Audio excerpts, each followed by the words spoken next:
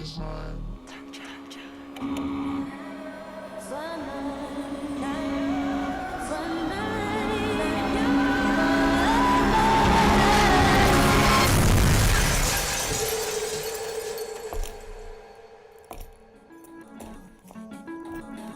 ready? I've been ready. What are we waiting for?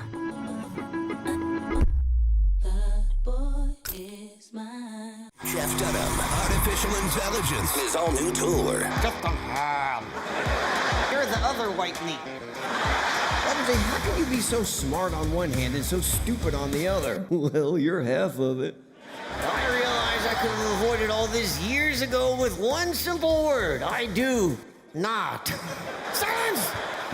Don't miss a Memphis. Friday, April 10th, FedEx Forum. Tickets on sale Monday, September 29th at jeffdunham.com. Let's go, Grizz, let's go! Oh, John Moran just broke the rim with that finish. Defense, take that ball! Defense, take that ball! Jared with a rejection. Give me that! Moran digs at it, knocks it away. Picked up by Pippen. Bob, Brandon Clark. Ooh, on that rim!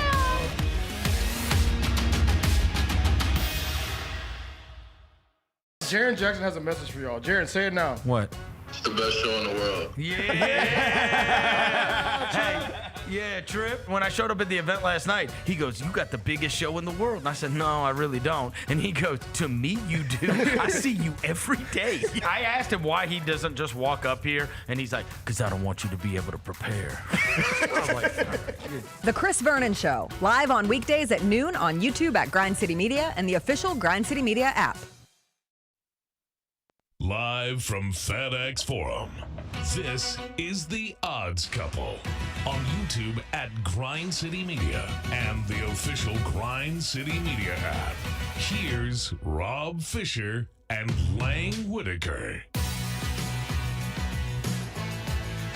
Hello, good people. Welcome to the Monday edition of The Odds Couple, where we recap the weekend and we do it in a more intimate style. Sexual. On Mondays. Okay. sexual. Cuts right to it. It's a sexual style here in the small studio. That's right.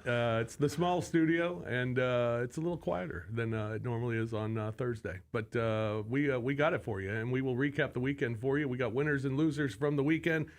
We got fish nuggets. We'll look ahead to this week, what's coming up. Big weekend in college football as far as top 25 matchups are concerned. We'll tell you about those.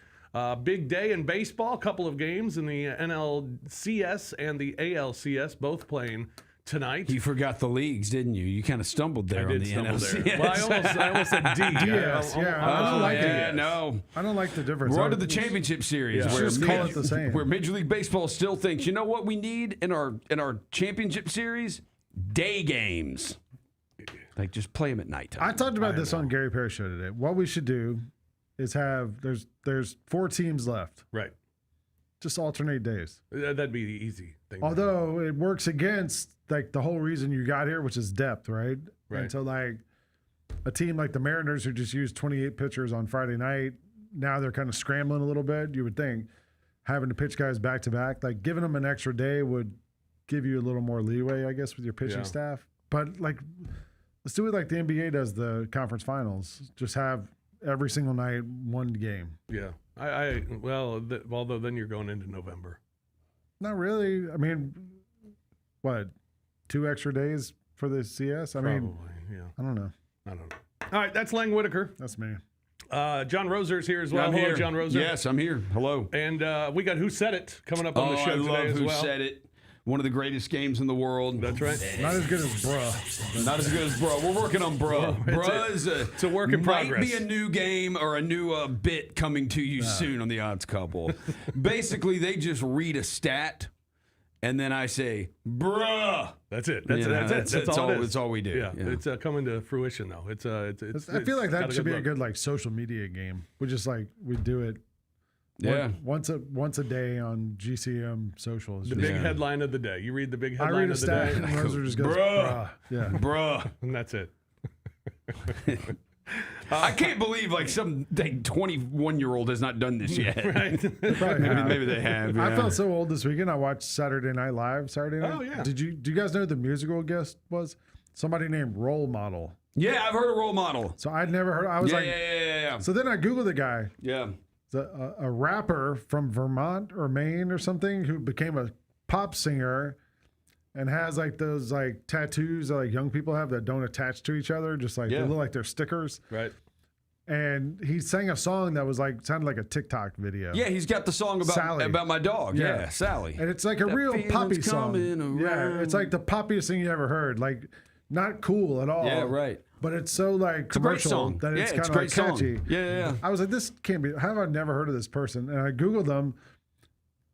Millions of followers. Is that the song he did? Yeah. Is that the only song he did? He did another song, but I fast forwarded that nobody through cares it. about. Yeah, no. This guy has real one-hit wonder vibes. Yeah, he's popular though. We'll talk a lot of college football and NFL today, but did you watch the baseball game on Friday night? The 15-inning game? I watched the whole thing.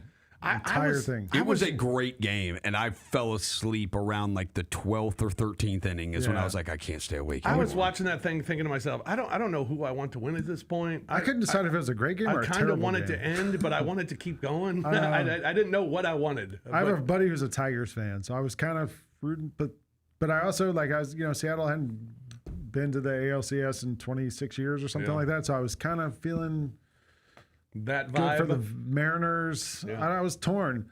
And then Scuba was so good at the start of that game, and you're like, oh man, he's just mowing guys down, 13 strikeouts in 6 innings.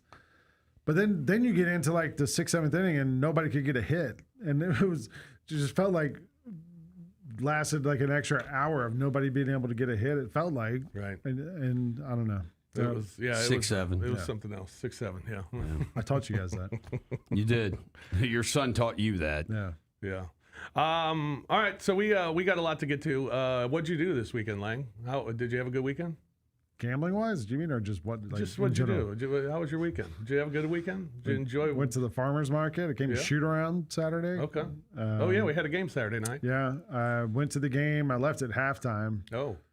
To go home, and we brought back the warm-up show. You were on it. Mm-hmm. And then about halftime, third quarter, the Georgia game hit halftime, so I went home to watch the rest of it on television because I was a little nervous about the way it was going in that first half. Yeah.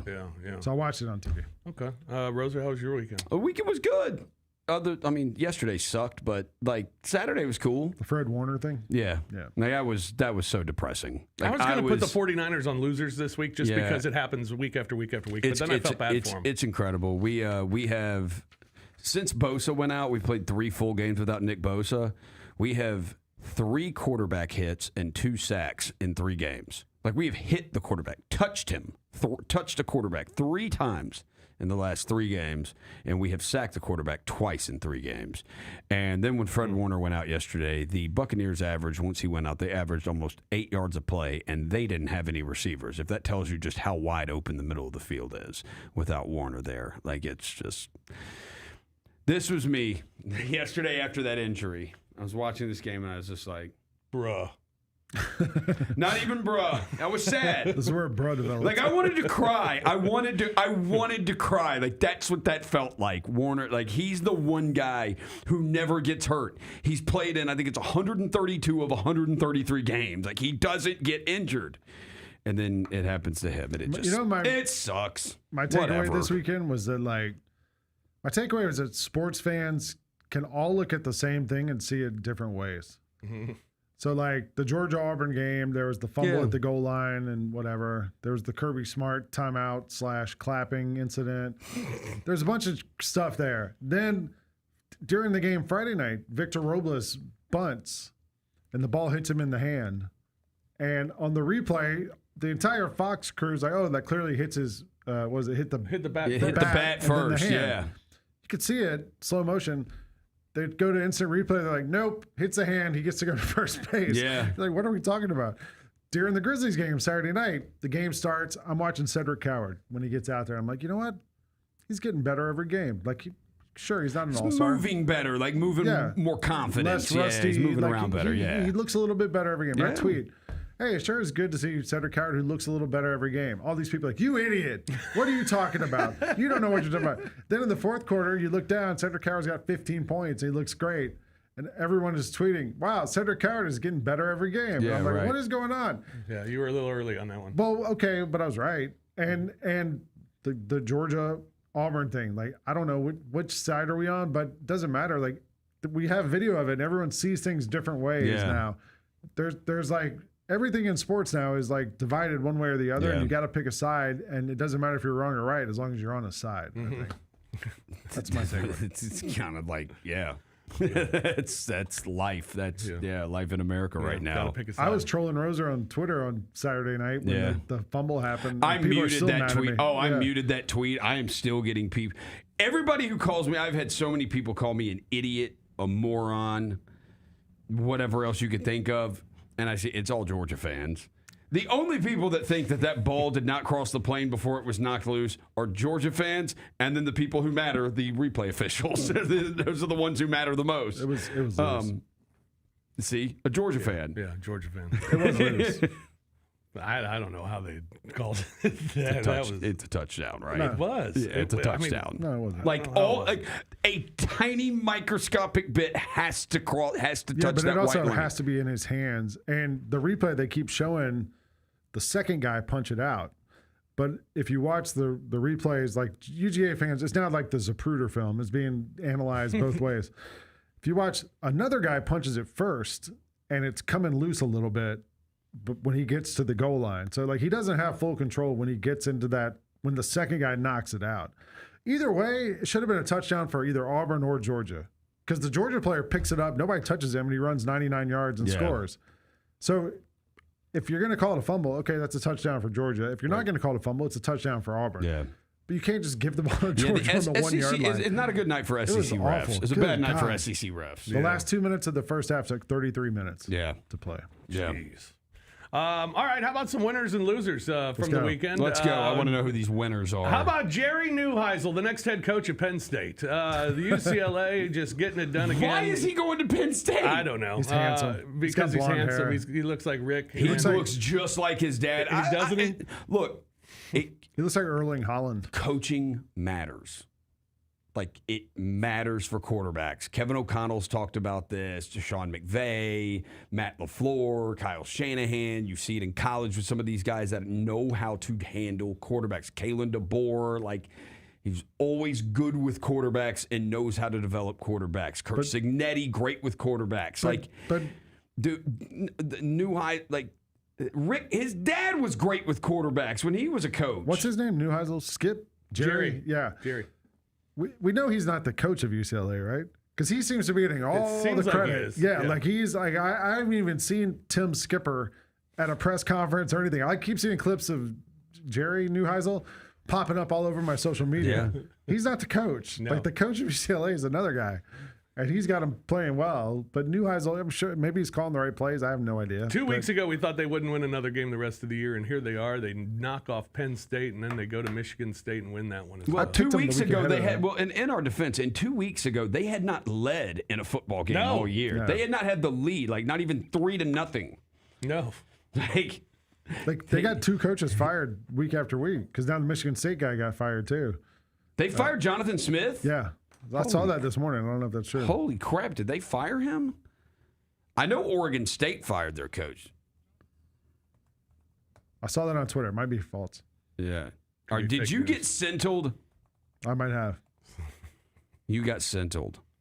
Yeah, maybe I he's did. still at Michigan State. He's still there. He might get fired. He might leave, though. He may leave. He is, well, the Oregon State coach got fired, right? Yeah, Oregon State coach did get fired. He Jonathan was good Smith at Oregon is State. 8-15 at, no, 8-10 8-10 at Michigan State, yeah. 3-3 this year after 5-7 in the last Big Ten year, this year. yeah. Another big winner, South Florida, who came Sorry into for their, the fake news. man. Yeah, that's all right. South Yeah, Florida come came on. into their game Bruh. a 1.5 point dog against North Texas. Lang saw it. Lang said, that's wrong. Wrong team favored. Yeah, I and told you guys, the went line with was South wrong. Florida. And South Florida just blast. They were down 21-14 at halftime and Well, came out and just blasted them. I was Yeah, they watching that did. game from the start, and they fumbled twice, 3 times in the first quarter. They had like 2 or 3 turnovers in that first quarter. And they could not have looked worse. And North Texas was hot right at the start. They come out, they're moving the ball, and the quarterback didn't have a turnover all season for North Texas. And at the end of the first quarter, North Texas was up 7. And I'm like, oh man, like if you're South Florida, you got to like this. Like you know, you're playing terrible, they're playing great, and it's a 1-score game. And then like the North Texas quarterback threw 2 interceptions, and South Florida just starts scoring every possession. South Florida is so good. Like I know the Memphis game in 2 weeks is becoming like a thing everyone's looking forward to, and maybe game days here, whatever. I'm more worried for Memphis about just winning that game. Because South Florida is really good. Yeah. Really good. Kalen DeBoer turning out to be really good as well. How about this nugget? Kalen DeBoer just beat an AP top 25 team in 3 consecutive weeks. Nick Saban did that one time in 17 years. Might do it 4 weeks in a row if they beat Tennessee. Yep, and then they got Tennessee to make it 4. And they're a big favorite. 9.5-point favorite against Tennessee. I still think, I mean, I guess it's probably nothing against Alabama. I think it's just every team. Like, I don't think there is an awesome team. I think there's a bunch of... What about Ohio State? There's a bunch of good awesome? teams. I don't know if they're awesome. I think their defense is awesome, but I don't know, like, what if their defense had an off night? I thought the Oklahoma's offense had to defense carry was them. awesome, and then they lost to Texas. And then they lost to Texas. But it's not like they gave up a ton of points to Texas. No. They gave up like 20. Like, it's not like they That gave was up one of the most 40 boring or games to anything. watch. Yeah.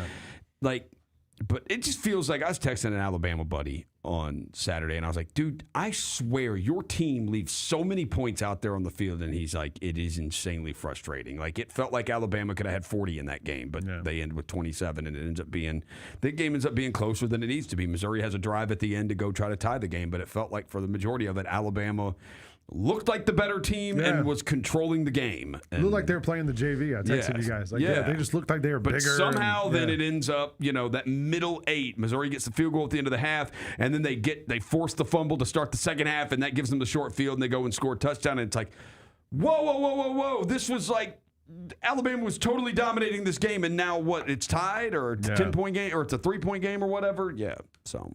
And how about Indiana? Number 3 is their highest ranking in program history. They previously hit number 4 in 1967 and 1945.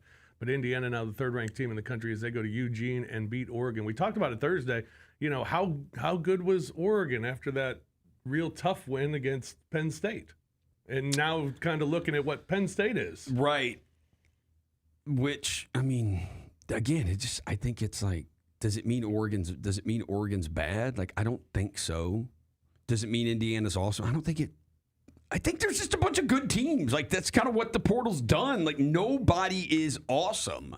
Yeah. It's just good teams. Like, the world is flat. Yeah. Yeah. With that being said, you look at the SEC. Who's the best team in the SEC? I would say probably Alabama, just like right now. Texas A&M. I just don't know who they've like. I feel like they're like the untested. Yeah, I'm just saying. If you're going to say Alabama, I'll say Texas A&M just to be different. Question mark? No, I think because they almost Georgia's lost to friggin' Washington State. Yeah, I don't trust almost, that. but didn't. They almost pulled an Ole Miss. Yeah, but Alabama lost to Florida State. I think Georgia's really good. I don't trust your quarterback. I don't either. Yeah. I don't know. Georgia's defense, like I saw something. Well, actually, how about this? Which team in the SEC has scored the most points this season? Anybody know? A&M? I would guess Texas A&M. Vanderbilt. Georgia. Really? Yeah. Georgia scored the most points in a Really? winning team in the SEC this That season. is surprising. Wow. Yeah, I would have guessed A&M. I don't know. Georgia's defense scares me. Every single game we get behind in the first half and then come back in the second half and figure it out. They like those refs might have sucked the other night, but they didn't hold Auburn to 15 yards in the second half. No, Georgia's defense was great.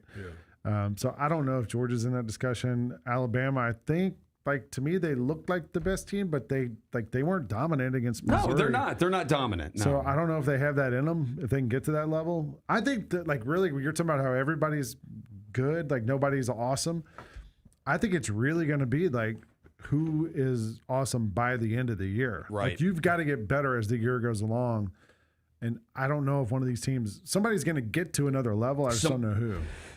Can somebody be like the New York Giants, like the Eli Manning New York Giants, where it's like they were not the both Super Bowls. Well, like both Super Bowls they won, they were not like the best team going into the playoffs, but they got hot. Yep. They got hot at the right time. You see it in baseball a lot, right? Like the team who gets hot at the right time wins the World Series. Yeah. I think you're going to need that in college football. We call that the San Francisco Giants. Or the Atlanta Braves, like Yes. a couple years ago, yeah. Or maybe the Mariners this year, or whoever. Like the Blue Jays are pretty hot right now too. Maybe somebody gets going. I don't know. Losers this week, Florida State. After a 3-0 start and looking like they're back, they are now 3-3. They are not back. No, are not They're back, but they're back to where they were last season. Yeah, it's tough. tough for my guy Mike Norvell. They're It's, like 2-10, I think, in is. their last 12 conference games. I believe they're 0-8 in their last 8 conference games. Yeah, I heard Jessica say that this morning. They have lost 8 straight ACC games. Tommy Castellanos now 0-10 in his last 10 games where he has attempted 20 or more passes. Penn State and Jimmy Franklin. 4-17. James Franklin 4-17 against Michigan and Ohio State. 15-30 against top 25 opponents. 4 losses. 4 losses as a 20-point favorite, including the last 2 games. 0-6 against the spread this season. James Franklin out as the head you coach want a of Penn nugget? State. A Franklin nugget? Yeah. I used this on the Gary Parrish show this morning. Franklin's .160 winning percentage against top 10 teams is the 3rd worst by a coach at a single school since the Pole era began in 1936. Wow. Like it's over 100 years. They've only been 2 other people as bad as this against top 10 teams. Like, yeah. I mean, I get it, and I feel like Franklin knew it. Like, if you see the end of that game the other day against Northwestern, I don't know if he does this every game, so maybe he does and he didn't know it was coming. But, like, there's a video of him standing on the field, and he's just looking all around the field, waiting for his whole team to run off the field. And he's waiting player by player, so he's the last one off the field, which he may do that every game. And if he does do that every game, then completely ignore this. But if he doesn't, that makes it seem like, yeah, he knew. Maybe he was counting his $50 million buyout as he looked around the stadium. And some of these teams, like, dude, you're just going to see it. Like, you can have a season from hell like you can in this portal era because you're not going to be able to have the depth that you normally would have in the non-portal era. Like, where you could just, amass, load up all this talent and keep it here because transfer rules were the way they were where guys had to sit out a year, and that's not the case anymore. So you can't just stack all this depth. So, like, you can have down years. The only thing is the rumor is Matt Rule because he went to Penn State. Is Matt Rule an upgrade from James Franklin? That's the thing. It's like, are you doing better? Are you going to do better? Now, sometimes you can go from Mark Richt to Kirby Smart, but like when they forced Mac Brown out at Texas, dude, it took Texas a long time to get to Sarkisian. Also, like with when Kirby Smart showed up at Georgia, you didn't know 100% what you were getting. He'd been an assistant with Saban and other places and stuff, but with Matt Rule, you kind of know what you're getting. You know what I mean? Like, I would rather go throw money at Signetti or Urban Meyer or somebody who... Urban Meyer would be interesting. Yeah. Like Urban Meyer would be very interesting. I said on Gary's show this morning, the 2 people I would call are Nick Saban and Urban Meyer. So if you've got this much money to pay a dude $50 million not to coach, give these guys $100 million to come coach your team. Yeah, Signetti, I don't think he would take it because, like, he's like, I could very well win the Big Ten at Indiana. Why do I need to go take Penn State to do that? Like, I can do that. Unless they offer you double the money or something. Yeah, but I mean, he makes like $9 million a year now. Like, Indiana will take him up to 12. Mark Cuban made like a huge investment into Indiana last year. He's a grad there, and it feels like some of these big time Indiana donors are starting to really put the money into football too. Like, I just don't think Signetti has to leave that, and I think that is the thing. Like, dude, it's like Urban Meyer left Florida, to go to Ohio State, or he took the year off coaching to go. Like, how Florida has never gotten back to that point. They still have not. Now look, they did not force Urban Meyer out. He did. He left on his own. It took Alabama after Bear Bryant was gone. How long did it take Alabama, or even after Gene Stallings, for Alabama to find Nick Saban? Yeah. Tennessee has still been looking forever since they forced Phil Fulmer out. I heard someone this weekend, a Tennessee fan, was like, "Man, I still miss Phil Fulmer." I was like, "You miss Phil Fulmer?" And it appears Heupel has them in a good spot. They are much better off with Heupel than they were at any point post Fulmer. Butch Jones. Yeah, right. Butch Jones or the Dooley or Derek Jeremy Dooley. Pruitt, Lane Kiffin. They've been through it. U.S. congressional candidate Derek Dooley. Right. Yeah. So it's not always the grass is not always greener. When you fire somebody like Franklin, who's had a ton. And I will say this for James Franklin. The other thing he did, he stabilized Penn State. Because you know what he got you to quit talking about with Penn State? Jerry Sandusky. Yeah. You weren't thinking when you thought about Penn State football for a long time. You thought about some bad things. You thought about a lot of bad things. And at least under James Franklin, if you thought about bad things, all you were thinking about was, holy crap, they can't beat a top 10 team. Right. But it wasn't. It could have. The other stuff you used to think about with Penn State football were way worse than what you thought about under James Franklin. And he got that narrative. I'm going to say narrative, but he got you to think about something different about Penn State. Yeah. So I give him props for that. And whoever hires him, that dude, he changed the culture at Vanderbilt. And it took and it appears Clark Lee's done a good job there. But before that, here's a name. Vanderbilt was bad. Dan Mullen. I mean, Mullen would be people. Dude, I didn't. Vernon said it today, and I didn't realize they're undefeated. Yeah. I quit paying attention to them because they look so bad. They won that opening game against Sam Houston, who was god awful. But I picked them last week on Odds Couple against Air Force, and they were like a 7-point favorite, and they won by 5 or something. Right. So they didn't cover. But so they don't cover. That's why we don't care about them. That's right. They've been good. That's why we don't care about them. Come on, we're a gambling show. I'm just saying, Penn State. James Franklin did really good things at the program and took Penn State, brought them into the modern era, and got people to quit talking about literally one of the worst, the worst scandal in college football history. But you won't stop talking literally about it. had a child predator on their campus for 40 years. And James Franklin came in there and did such a good job that it got you to think about something else with Penn State football. So I wish the guy the best. And whoever hires him, Franklin, Arkansas, whoever it is going to get a really good coach. UCLA, what if he goes to UCLA? That's not a bad hire. Yeah. If UCLA hired him. That's not. Yeah. Wisconsin's going to need a new coach. Luke Fickell's on his way out. Wisconsin was shut out at home for the first time since 1980. Oh, my goodness. And then another loser this week, the New York Jets. -10 passing yards. How does that even happen?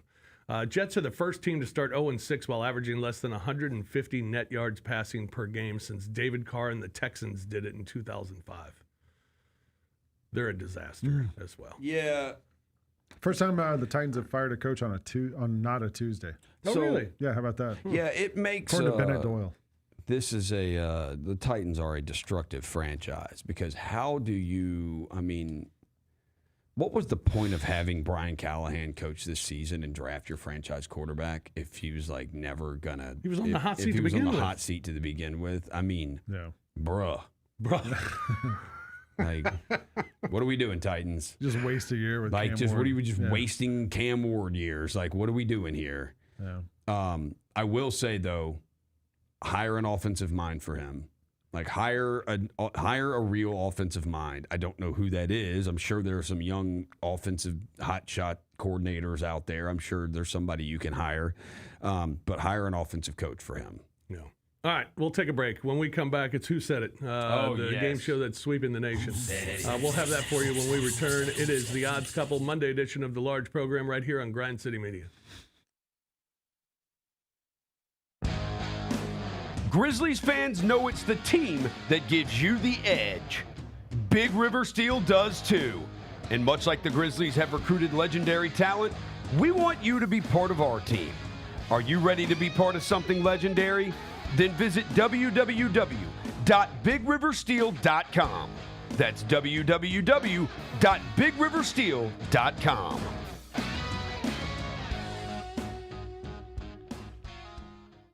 Kroger shoppers and Grizz fans. Want exclusive last-minute discounted ticket deals texted straight to you? Sign up with the new Kroger Buzzer Beater deal.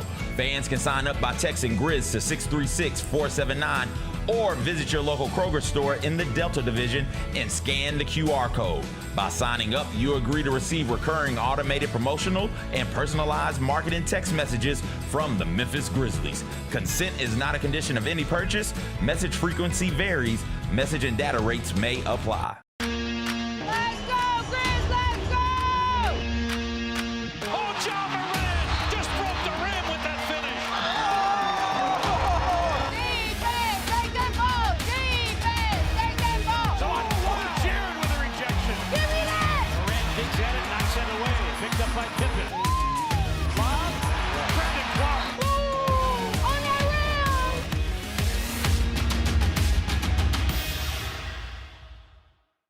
had dinner last night with Grizzlies head coach Tomas Isolo, and that was a pleasant experience. It is not hard to understand how a franchise could fall in love with the idea of him running the basketball team. If there would have been a camera on our conversation last night and I could just replay it for you, you would walk away incredibly impressed. The Gary Parrish Show, live on weekdays at 10 a.m. on YouTube at Grind City Media and the official Grind City Media app.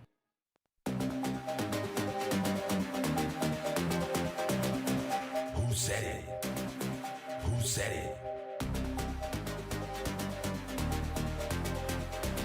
Who said it? Who said it? What's up, y'all? Welcome back to the Odds Couple here on Grind City Media. It's the Monday show, more intimate, more thoughtful, some would say more cerebral. I'm Lang Whitaker alongside Sexual. Rob Roser would say Fisher, sexual. John Roser. It's very sexual. And it's time for the game show that is sweeping the country from coast to coast, LA to Chicago, Memphis to Bristol, Connecticut. Chicago's not on a coast. Don't tell Sade that. And so we're going to do Who Said It. And I'm just thinking, if our friends in Bristol know about the show, maybe we should, if they come here for game day, have them be part of it. I don't know. I saw them played the show the other day. Who said it? The fake Who Said It? The fake Who Said It. Because they give him options too. On the NBA one? They do like the quote, and then they say, "Is it one of these three guys?" I'm not doing that. No, we're not doing that. We just try to pick them out of the thin air. All right. Well, we got a couple bonus clips to start with this week. Awesome. We always like these. Florida Gators been kind of up and down. There's some sideline video. I don't know if you guys saw this. DJ Lagway. Oh. Here's a clip of him during the game the other day. If you can read his lips, see what he thinks about some of the play calling. Right here.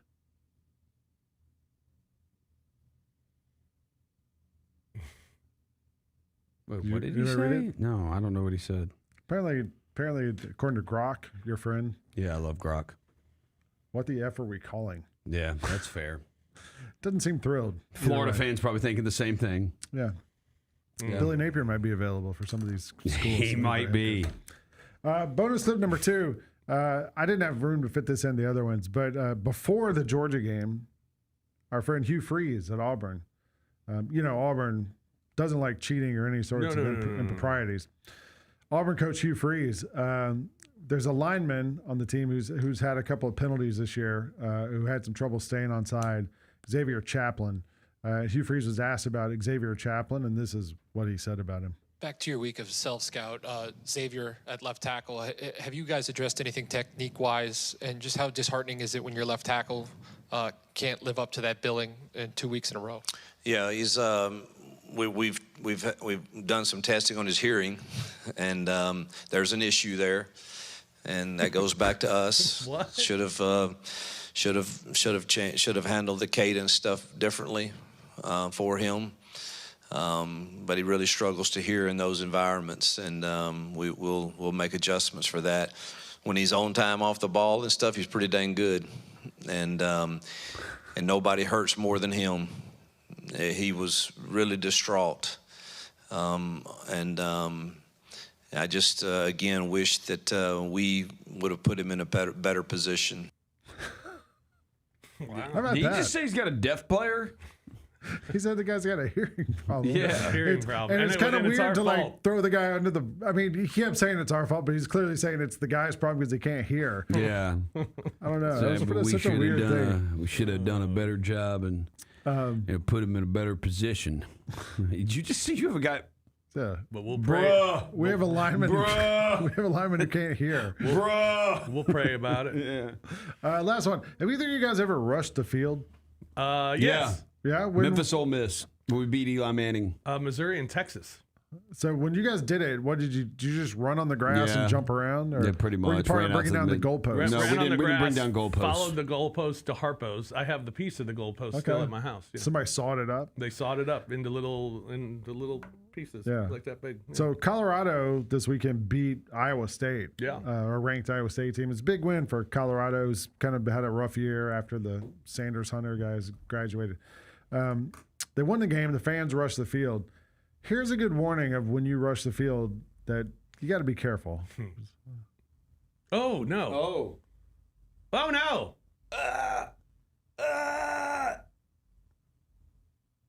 The goalpost got him. Bruh. That's a bruh moment if we had one in this earth. Bruh. All right, here we go. Let's get to the clips. We got, I think, 6 of them today to get to.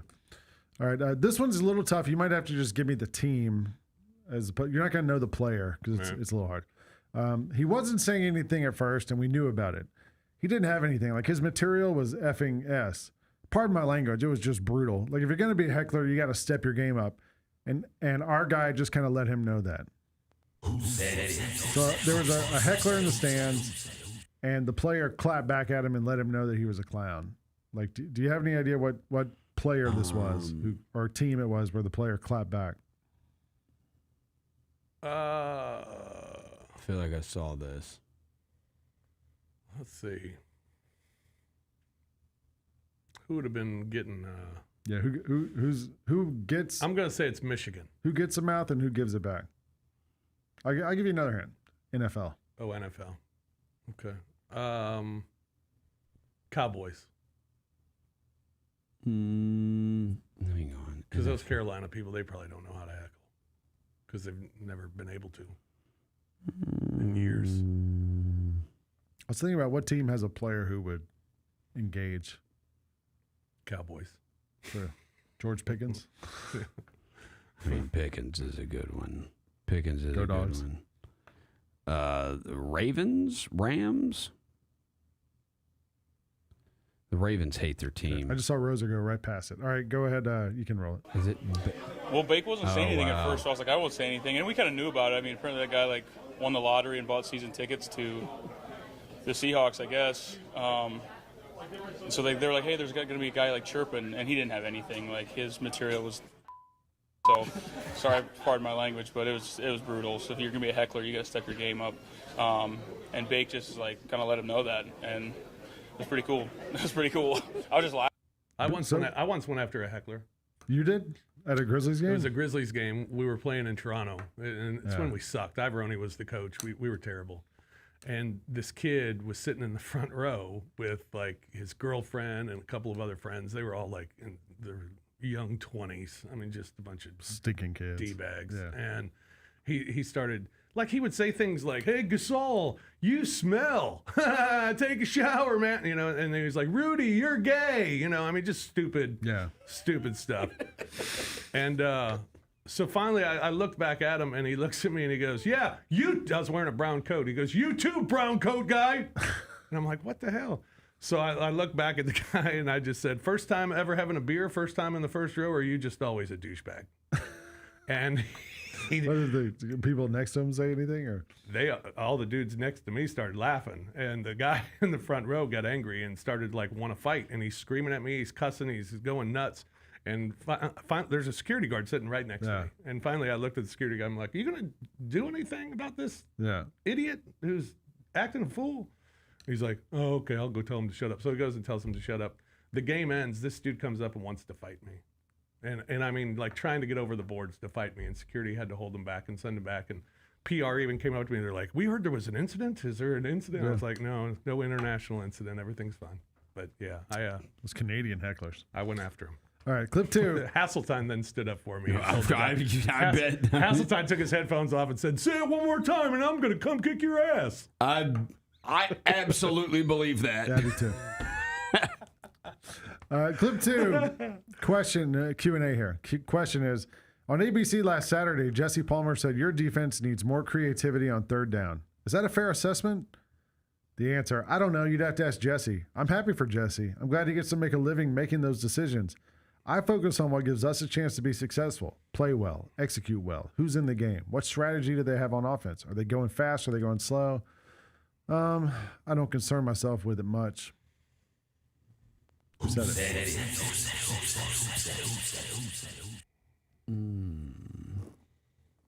Jesse. Little clapback. Wonder what game Jesse did 2 weeks ago. Yeah. I'm trying to think. Did he do Texas, Florida? I was going to say Bill Napier. He could have also just been talking about another team during you know what I mean? That's true. That's true. I'm just throwing that out there. I'll say Bill Napier, maybe. Yeah, I'll follow you with Billy Napier. Okay. Go ahead. On air Saturday said Georgia's defense needs more creativity on third downs. Seems to have guys lined up on most third downs in the same spots. Is that a fair assessment? I don't know. You'd have to ask Jesse. I'm happy for Jesse. I'm glad he makes a living getting to make those decisions. I focus on what gives us a chance to be successful, play well, execute well, who's in the game, what strategy do they have on offense? Are they going fast? Are they going slow? I don't concern myself with it much. Jesse that's my head Palmer. coach, right? That's my head coach. At least he didn't say, I'm not familiar with Jesse. He played against Jesse Palmer probably in college. Yeah. All right, Kirby. We're 0 for 2, man. I don't like that. All right, how about this one? Clip 3. I thought multiple times we had him. We just got to finish. Just got to finish. We had multiple guys there. We just got to finish that play. It was a fluke play for him to be able to break that many tackles. I put it on us as a defense. We got to finish that play. Who said it? Robert Saleh yesterday with Baker Mayfield? That's what I was just going to say, yeah. It's either that one or Mike McDaniel talking about the Dolphins against Justin Herbert yesterday. This is from a play from last week. NFL. God, what games happened last week? This is a quote from during the week. You expect me to remember. So it's from last week. All right, let's see. Who had a long run last week? I'm looking down the list. How about Jonathan Gannon? Is that the freaking Cardinals coach for the Titans game? All right. Yeah. Let's try that. I like that. Play out. I thought multiple times we had him, and we just got to finish. The funniest part is that he says he broke the play on that play where Trevor Lawrence ran in and nobody touched it. Oh, yeah. It was a fluke play for him to be able to break that many tackles. Break that many tackles. He fell down. Twice. On that, so the defense, we got to finish. We got to bring him down on that. It was a fluke play. By the way, here is something amazing. Speaking of the Chiefs, the UTEP El Paso, they did a study that shows NFL officiating statistically showing the Chiefs get favorable treatment from referees, including playoff games. Chiefs had 0 penalties last night. Had 0 penalties called on them last night. And it also showed, they went back even farther and showed this did not happen to the New England Patriots. They did not get the favorability from the NFL refs, but that the Chiefs absolutely have from referees. Imagine if the Chiefs played Auburn. Yeah. Well, man, those fans would lose it. All right, clip 4. I think it starts with the leadership and helping articulate what we're expecting out of the guys. We're expecting this. Are we getting that? Are we not getting that? We have guys showing up to players-only meetings late, guys not showing up to players-only meetings. There's a lot that goes into that. Do we have to make this mandatory? Do we have to make this mandatory? There's a lot of things of that nature we got to get cleaned up. It starts with little things like that. It's Tua. That's Tua. So no. It's not that it's easy, but here's something we need to make a this is like a big headline on ESPN now. Yeah. But we need to make or the president loves executive orders. You just sign stuff. Yeah. We need to sign an odds couple executive order. You're not allowed to use stuff that happened 2 weeks ago. Well, how am I supposed to find stuff during the week? When you use it for Monday, and you're doing football quotes, so we got Saturday and Sunday stuff. Not enough. I can tell you that. I'm on the X all day Saturday, Sunday looking for quotes. I might have 2 or 3 that are worthwhile. Again, signing the executive order, it doesn't matter. You just got to make that happen. Okay, now Roser's in charge of who said it. Yeah, Roser's got to come up with the tweet. Roser's in charge. What are you doing, man? What are we doing? Calling this, putting all this dirty laundry out there to the media? I'm cool. I'm going to side with Tua. I'm not. I am too. Hey, he's the leader of players, but he's the leader of players. He's the leader of the team. No, I think saw a former Dolphins player tweet that Tua missed some players-only meetings and was late to them when he was. Well, that's tough too. In the year. You can't do that to him. You can't do that. You can't. But earlier in his career, that's fine. He could easily have turned a corner now. Easily could have turned a corner. I also think this is on the coaching staff too. Sure. Like, he's not naming players individually, but like the coaching staff's got to be buttoned up. Like that you have to know, like, this is, man, this is not how we run things. You can't be late and you can't miss stuff on purpose. Like that can't be. Mike McDaniel, I think, is a bright football mind. I think it's probably just kind of come to an end there. He might not be a good coach. He's he a might good be mind. Might be a better coordinator. Yeah. He might be a better coordinator. Yeah, for sure. Turns out wearing like cool shoes doesn't make the players like you. Yeah. Do what you want. But not good leadership from Tua. I All don't right. think. I If think you're it was the good leader of the leadership. team, Somebody's you're got to supposed to stand take up care there. of it behind closed doors. Maybe it didn't work behind the closed doors. I think his new name should be Tua Tagovailoa Leader. I think that's great leadership. Oh, I think it's very poor. Wow. Agree to disagree, Robert. Bruh. I got 2 clips left. These are both from this weekend. All right. Clip 5. You guys have heard me talk about reserving judgment about what's bad and good. And maybe we'll look back and say this was good to have. A morning practice format, that should equate well to playing in the morning. It used to, but it didn't feel like that. I thought our red zone offense showed up about like our student section did today. Very similar. Oh, wow. Lane Kiffin. It's heard me talk about reserved judgment of what's bad and good, and maybe we'll look back and say this was good to have, this game to wake us up and stop, reading where we're ranked and those things. Because, like I said, just on the radio, like we're ranked 4, we looked about the 84th team in the country throughout that game. So quit reading the rat poison and make plays. Don't get a penalty by hitting a quarterback in the head when we're off the field. And finish drives. We're a morning practice format team that should equate to playing well in the morning. Used to, but didn't feel like that. I thought our red zone offense showed up about like our student section did today. Very similar. I like it. All right, what are we now, like 2 and 3? On the Who Said It? Yeah, 2 for 3. So. 2 for we're 2 for 5. We're Yeah. 40%. We're Luke Kennard from 3. At least you took the shots. Yeah.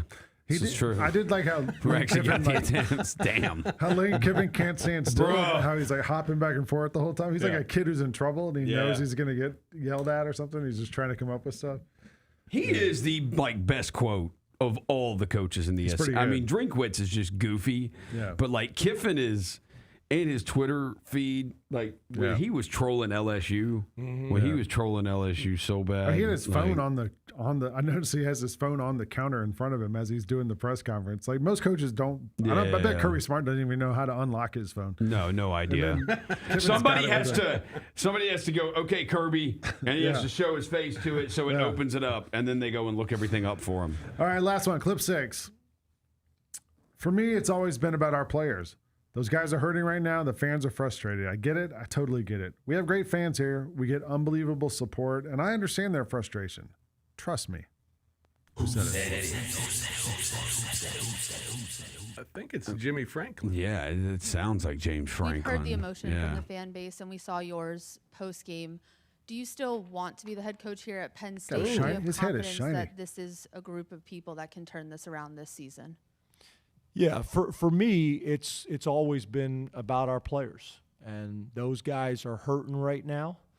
How many drink and sponsors the do fans they are have? frustrated. Yeah, right. And I get it. I totally get it. Gatorade, I something totally get it. aid, We have great Aquafina. fans here. He sounds kind of we like get Obama. What's that unbelievable middle support. drink? Powerade or Gatorade water. And I understand their frustration. Trust They me. make a water. Gatorade water. Yeah. It's got Wow. it's water that has Oh, Gatorade come in it. on. Don't put unemployed on there. That's just He is. wrong. What do you want him to put? Come on. You want him to put Penn State? Like he ain't there anymore. Just put James Franklin. What if we we put- ain't got to rub What salt if we in put the James wound. Franklin, head coach, $50 million richer? Because that's what he is today. I mean, he's going to get that money anyway one day, but come on. Leave Jimmy Franklin alone. So you don't want me using quotes from during the week, and you don't want me using quotes from unemployed. Yeah. So I don't know. I feel like I got some. No, I don't care that you use James Franklin. I don't care that you use a quote from James Franklin. I'm talking to Stop Cotty. Yeah, he did do that. Yeah, that's mean. I literally just wrote James Franklin. Said one more games. He won a lot of games. Just needed to beat good teams. Yeah. All right, well, that's Who Said It. All right, there we go.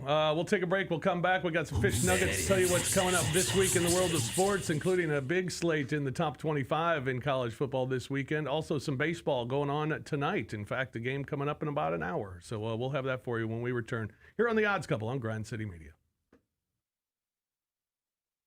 The boys' mind.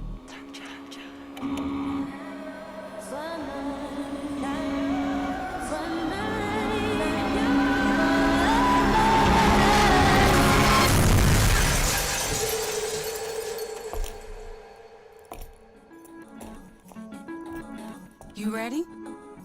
I've been ready. What are we waiting for?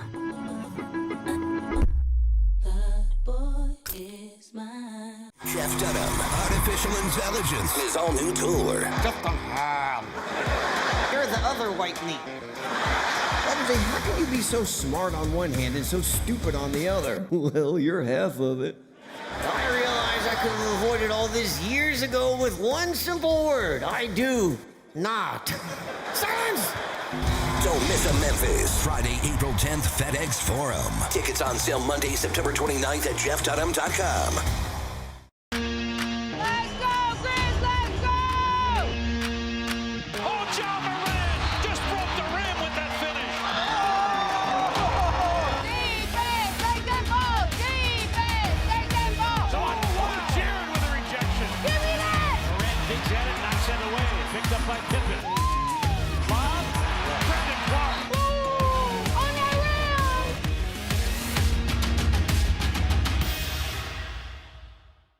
Jaren Jackson has a message for y'all. Jaren, say it now. What? It's the best show in the world. Yeah, Trip. When I showed up at the event last night, he goes, "You got the biggest show in the world." And I said, "No, I really don't." And he goes, "To me, you do. I see you every day." I asked him why he doesn't just walk up here, and he's like, "Because I don't want you to be able to prepare." I'm like, The Chris Vernon Show, live on weekdays at noon on YouTube at Grind City Media and the official Grind City Media app. Welcome back to The Odds Couple on YouTube at Grind City Media and the official Grind City Media app. Here's Rob Fisher and Lang Whitaker. Welcome back, everyone, to the Odds Couple Monday edition of the large program. We'll be back with you again on Thursday at 2 o'clock as we get you set for the weekend in college football and the National Football League and update you with what's going on in baseball. We'll do all that here in a moment. But first, we got some fish nuggets for you. Nugs. Yeah, fish nuggets. We'll start with baseball. If anyone but the Dodgers were to win the World Series this year, a long drought will end. The last World Series title for the Blue Jays, 1993. The Mariners, never. Brewers, never. How about that? Let's go. Meanwhile, the Brewers went 6-0 against the Dodgers this season. The NLCS is a seventh postseason series between teams where one swept the season series. The team that swept the regular season lost 4 of the next 6 series. Yeah, I think the Dodgers are going to do this. I hope not. It's like I hate the Dodgers. It's like rooting for Microsoft or something. Like, The last 8 times Jalen Hurts has been favored by more than 7 points. He is 0-8 against the spread. Yeah, you can see that. It's so weird with him how like he has games where it's like, dude, he looks amazing. Like he will look like somehow the Kansas City Chiefs defense has nothing for him. I mean, they kill my team, but like the Eagles play them and they look unbelievable. Spagnuolo can't do anything to stop Jalen Hurts. And then he has games and it's like, how are you a starting quarterback in the NFL? Right. You know? It's so weird. And that Giants game last week, I think that's the tush push is going to get banned because they did it 4 straight plays, and that's pretty much like on national TV on their Thursday night prime game. I think that's the NFL. They'll use the entertainment card. Although the Ravens tried the tush push 3 times yesterday and it didn't work. Well, it's because they're the Ravens. That was embarrassing. They must not know how to jump off sides. The Ravens are embarrassing. They must not Like the Eagles understand do. how to push the tush. Yeah, or jump off sides, The Dolphins, meanwhile, are now 1-15 in their last 16 games against teams with a winning record. That includes 9 straight losses after yesterday's loss to the Chargers. Kalen DeBoer is 12-2 when he wears the black hoodie. Let's go. Does he wear it this weekend? Yes, absolutely. He's wearing it every week now. Yeah, he is. Florida's 34-17 loss at number 5 Texas A&M dropped the Gators to 0-14 in games against ranked teams away from Gainesville under Billy Napier. Is Texas A&M the best team in the SEC? Could I know be. we talked about this earlier, but it is possible. Marcel Reed, 20-1 to win the Heisman. I think that's probably good. You look at the Heisman favorites right now. I think Marcel Reed might be the best value there. It's wide open. Yep. Yeah, Heisman's just as wide open as the SEC, I think. It's like the Dixie Chicks. That's right. With Saturday's victory over Auburn, Kirby song. Smart improved to 110-20, which is the most FBS wins by a coach in his first 10 seasons in the modern era. Go Dogs. Go Dogs. Jewel Lloyd remains perfect in the WNBA Finals with a 10-0 record. How about that? That's kind of fun. Wow, it's like Phil Jackson of the WNBA. Yeah. And Asia Wilson is the first player in WNBA and NBA history to win MVP, Defensive Player of the Year, Finals MVP, and a scoring title all in a single Jewel season. Lloyd, the coach of the player. Player. Oh, never mind. Yeah. You are not Phil Jackson. Bruh. I've got a nugget for you. Yep. With Brian Callahan today, the last 4 quarterbacks that have been taken number 1 overall have had their head coach fired during their rookie season. Cam Ward, Brian Callahan. Caleb Williams, Matt Eberflus. 2023, Bryce Young, Frank Reich. And 2021, Trevor Lawrence, Urban Meyer. Wow. That's crazy. Mm. Bruh. College football this week, the top 25 is out, and a lot of changes again in the top 25 this week. And this weekend, we got 5 top 25 matchups this weekend. Number 11, Tennessee. At number 6, Alabama. Bama, a 9.5-point favorite. Okay. So it's 8.5. 8.5? It's 8.5 now, but like it's 9.5 at ESPN. Have you seen these ESPN bet lines? Whatever the line is everywhere else, ESPN bet just does it 1 point the other way, whichever way makes it more favorable that somebody might want to take because they just need people to bet on their crap and use their app that nobody uses. So it's favorable to us. Does it seem high? That seems high. That seems high, yes. I thought it would be like 4 or 5. For which one? Tennessee, Alabama. Alabama's 8.5. I asked Chris this today, and he goes, I'd say Alabama minus like 6 maybe. And I was like, it's 8.5. And he's What'd like, they end up beating Missouri by? 3? I don't know. Maybe because it's in Tuscaloosa. But like, I didn't think like if the game was in Knoxville, that would lead you to believe like, 2-score win. It'd be like if it was in Knoxville, it'd be like 5.5 for Bama. And that just seems high also. Like, I don't know. Like that's fishy. That's one of those weird that makes me want to take Alabama because that doesn't make sense to me. I'm with you. It's very much why I took the Chiefs last night. Didn't make I sense. did too. Did not make sense why they were favored, and then sure enough, that's what happened. Yeah. Number 20, USC is at number 13, Notre Dame. Notre Dame is an 8.5-point favorite against the Trojans this week. Number 10, LSU at number 17, Vanderbilt. Vanderbilt is favored. No way. By 2.5. Yeah, they are. It's the first time in 52 SEC games Vanderbilt has been favored. And they're favored over the number 10 team in the country. Yeah, that's crazy. That is crazy. LSU fan stuck his finger in my booty. I don't have you seen that clip? We may have to start using that one. I'll send it to you. By the way, you remember Keyshawn Boutte? Now but then the NFL. He's Patriots. Yeah, but now they call him Booty. They do call him Booty. yeah. It's just Booty now. It went from Boutte to Booty. Yeah. Number He's not in Louisiana anymore. I guess not. No. Number 5, Ole Miss is at number 9, Georgia. Georgia, 7.5-point favorite. At number 23, Utah, 3.5-point favorite. At number 15, BYU. That Georgia favorite by 7.5 is a little weird to me, too. I jumped on that. It's gone up. It opened 6.5. I jumped on that one. Yeah, I took Georgia.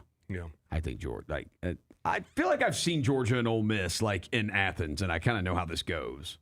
Yeah. I don't know. I mean, 2 years ago it was a Saturday night, and y'all killed them in Athens. Last year it was raining in Oxford, and your team just struggled. Yeah, your team struggled. We got 2 Monday Night Football games tonight. And I think Ole Miss was better last year than they are this year. I know what their record is and their ranking is, but Ole Miss really hadn't. I mean, you know. Yeah. We got Buffalo and Atlanta tonight as the Bills take on the Falcons. As Rise Lang up. is sporting his Falcons shirt Hey. here today. Buffalo. Our teams play next Sunday night. Oh, let's do it. That line's down to 3.5 for Buffalo. Buffalo favored by 3.5 against the Falcons. I don't know how my team is already favored by 3 against the Falcons next Sunday night. Here's what I can tell you about the Falcons is the opposite of what you think is going to happen is what always happens. Yeah. That's why I'm leaning towards the Falcons. Yeah, tonight. like I kind of am too. Yeah. Like I think there's no way they're going to be better than the Buffalo Bills. Buffalo's lost 4 of the last 5 against Atlanta. In this instance, the Falcons would go on national TV and do something very embarrassing to themselves and our fan base, which makes you think maybe they won't. Maybe they'll figure out something to make this a good game. So I might take the Falcons on this one. Here's something for you. Let me see if I can find it here. I saw this earlier. I should have liked it. It's something about Bijan Robinson, 5 straight games with 100 scrimmage yards. He's accounted for 39% of the Falcons' scrimmage yards this season. No player has maintained that rate for a season since Christian McCaffrey for the Panthers in 2019. And the Bills aren't great against the run. Yeah. The Bills' defense is not that good. There is no awesome team in the NFL. I also saw this morning on SportsCenter, Herm Edwards was on there. He said the Falcons have the number 1 defense in the NFL. Like, that's not correct. I think it is correct. By what metric? I don't know, but I heard that. Yeah, as I mean, well. it does Falcons are depend 3-3. Like, we can't have the best defense in the NFL. You wouldn't think so. Yeah, you do by yards per game. You give up 244 yards. Well, who's the closest to us? The Broncos. I think the Broncos have a better defense than the Falcons. Yeah, I don't think the Falcons' defense is all that special, but somehow I guess we're. And by the way, and we got shut out by the teams, friggin'. They gave up 30 points to the Panthers like 2 weeks ago. Well, the other thing too is you go by yards 1, 2, 3, 4, 5, 6, 7. The Bills would be 7th, and nobody thinks the Bills' defense is very good. Yeah. You've been very good against the run, the Falcons have, and the pass. But I mean, it all depends. Some of this it just depends on who you play. Like but the we got blown Commanders out by the one was- Panthers. Yeah. Dude, the Panthers are the I don't know Panthers. what's going on? Hey, the Panthers might have some juice. We're in the upside down. We are. The Panthers are 3-3. People are betting on the Falcons to beat the Bills. Like, what's this world coming it's weird. to? Also tonight, Washington and Chicago. How about this little nugget? The Commanders are 2-17 against the spread on Monday Night Football at home. Wow. Stay away. But I like the Commanders anyway. Me too. Anyway, And the tonight. majority of those were when Kirk Cousins was the quarterback, and we know he never won in prime time. And then baseball. We got 2 games going on in baseball today. We got a game going on. Starts in an hour from now. As we have the NLCS or the ALCS gets started in an hour from now as Seattle takes on the who are they playing? The Toronto Blue Jays. Game 2 of that series with Seattle leading 1-0. Logan Gilbert against Trey Yesevich on the hill tonight. And then you have the Dodgers and the Brewers. Blake Snell toes the rubber for the Doyers, and Aaron Ashby. Let's go. Gets a bullpen Brew crew, start let's for get the it. Milwaukee Brewers. I'm going with Starting the lefty. I'm going Mariners and Dodgers. Trying to get Shohei out to start the game. Yeah. Oh, I also have a free pick for you too. All right, How what is about it? the Minnesota Wild tonight against the Los Angeles Kings? Hey, Rosa, I just saw a tweet from Mitchell and Ness. Yeah. They're bringing back the 95-96 Teemu Solani Ducks jersey. I like that. They're retroing it. Shout out Teemu Solani. Yeah. Nice. All right. Anything else? Any No, any free picks? that's Any good stuff? Who you like tonight, Roser? Falcons. I've got the. I don't want to. Okay, I'll do Drake London anytime touchdown. Good. I like Drake London anytime touchdown. Maybe parlay that with. I don't know. I do kind of try. James Cook didn't score last week, did he? I don't think he did. Okay, James Cook, Drake London, anytime touchdown parlay. You're going to get some plus money off that, and then we're going Commanders -5.5. I don't know crap about the baseball teams. The Yankees are out. James Cook back in Georgia. Played at Georgia. Yeah, he did. Played in Atlanta tonight. Yeah. The Hawks have a game at home tonight too. Oh, he's definitely they moved the scoring. start time because of the Falcons game's at the same place, and so they thought at the end of the Hawks game the fans won't have to run into the Falcons fan. I was like, yeah, but that might be halftime. The Falcons game might be over by then. Yeah. They might all be leaving at the same time. No kidding. All right. Well, that's going to do it for this Monday edition of The Odds Couple. We'll be back with you again on Thursday at 2 o'clock as we'll get you set for a big weekend in college football and the National Football League. Thanks for joining us today. Enjoy all the action this week. Good luck with all of your bets. And for Roser and for Lang, I'm Fish. Thanks for joining us here today. We'll talk to you again Thursday here on The Odds Couple on Grind City Media.